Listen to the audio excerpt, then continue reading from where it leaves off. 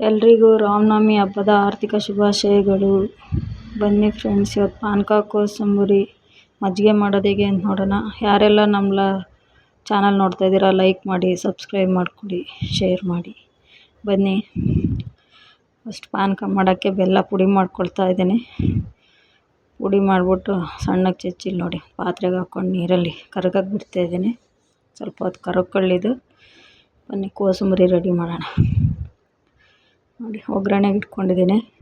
ಸಾಸಿವೆ ಹಾಕ್ಕೊಂಡಿದ್ದೀನಿ, ಕರಿಬೇವು, ಹಸಿರು ಮೆಣಸಿನ್ಕಾಯಿ, ಚಿಕ್ಕಕ್ಕೆ ಹಚ್ಕೊಂಡಿರೋದು ಹಸಿರು ಮೆಣಸಿನ್ಕಾಯಿ ಹಾಕ್ಕೊಳ್ಳೋಣ.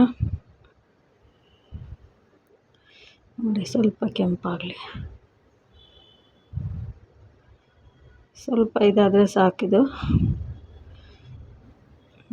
ಬಿಸಿದೆ, ಅದಕ್ಕೆ ಹಾಕೋದು ಬೇಡ, ಸ್ವಲ್ಪ ಆಫ್ ಮಾಡ್ಕೊಬಿಡೋಣ. ಬನ್ನಿ, ಇದಕ್ಕೆ ಮಿಕ್ಸ್ ಮಾಡೋಣ. ಹೆಸರು ಬೇಳೆಗೆ ನೆನೆಸಿಟ್ಕೊಂಡಿರೋದು 1-2 ಅವರು ಪಾತ್ರೆಗೆ ಹಾಕ್ಕೊಳ್ತಾ ಇದ್ದೀನಿ. ಚಿಕ್ಕಕ್ಕೆ ಹಚ್ಕೊಂಡಿರೋ ಅಂಥ ಸೌತೆಕಾಯಿ, ಮತ್ತು ತುರಿದು ಇಟ್ಕೊಂಡಿರೋದು ಕ್ಯಾರೆಟು, ಸ್ವಲ್ಪ ತೆಂಗಿನಕಾಯಿ, ಹಸಿ ತೆಂಗಿನಕಾಯಿ, ಮತ್ತು ಕೊತ್ತಂಬರಿ ಸೊಪ್ಪು ಹಾಕ್ಕೊಳ್ಳೋಣ. ಇವಾಗ ಒಗ್ಗರಣೆ ಮಾಡಿಟ್ಕೊಂಡಿದ್ದೀನಲ್ಲ, ಇವಾಗ ಅದು ಒಗ್ಗರಣೆ ಹಾಕೋಣ. ಇದಕ್ಕೆ ಒಗ್ಗರಣೆ ಹಾಕ್ಕೊಂಡು ಸ್ವಲ್ಪ ಮಿಕ್ಸ್ ಮಾಡ್ಕೊಳ್ಳೋಣ. ಸ್ವಲ್ಪ ಇವಾಗ ನಿಂಬೆಹಣ್ಣು, ಉಪ್ಪು ಹಾಕ್ಕೊಂಡು ಮಿಕ್ಸ್ ಮಾಡ್ಕೊಳ್ಳೋಣ. ಮಿಕ್ಸ್ ಆದರೆ ಕೋಸಂಬರಿ ರೆಡಿ ಆಯಿತು ನೋಡಿ. ವೆರಿ ಸಿಂಪಲ್, ಬೇಸಿಗೆಯಲ್ಲಿ ತುಂಬ ಒಳ್ಳೆಯದು, ಮಾಡ್ಕೊಳ್ಳಿ ಫ್ರೆಂಡ್ಸ್.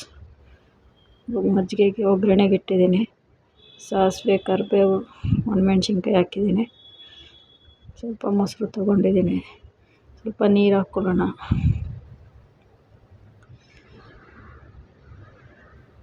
ಸ್ವಲ್ಪ ಮಿಕ್ಸ್ ಮಾಡ್ಕೊಳ್ಳೋಣ.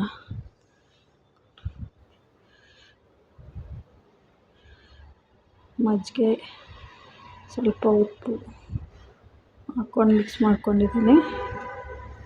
ಸ್ವಲ್ಪ ಕೊತ್ತಂಬರಿ ಸೊಪ್ಪು ಹಾಕೋಣ ಮೇಲೆ. ನೋಡಿ, ಇದು ಒಗ್ಗರಣೆ ಮಾಡಿ ಇಟ್ಕೊಂಡಿರೋದು ಹಾಕೋಣ.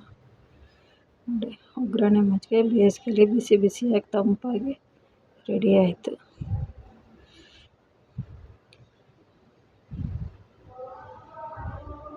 ರೆಡಿ ಆಯ್ತಲ್ಲ ಫ್ರೆಂಡ್ಸ್, ಸಿಂಪಲ್ಲಾಗಿ. ಬನ್ನಿ ಪಾನಕ ಮಾಡೋಣ.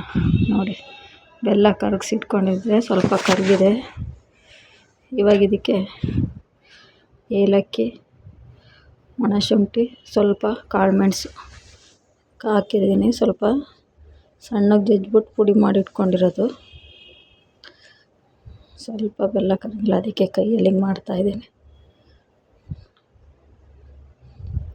ಸ್ವಲ್ಪ ನಿಂಬೆಹಣ್ಣು ಹಿಂಡ್ಕೊಳ್ಳೋಣ ಇದಕ್ಕೆ.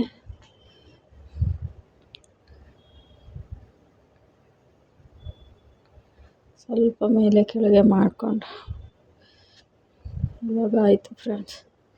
ನೋಡಿ, ಪಾನಕ ರೆಡಿ ಆಯಿತು. ಕೋಸಂಬರಿ ಮಜ್ಜಿಗೆ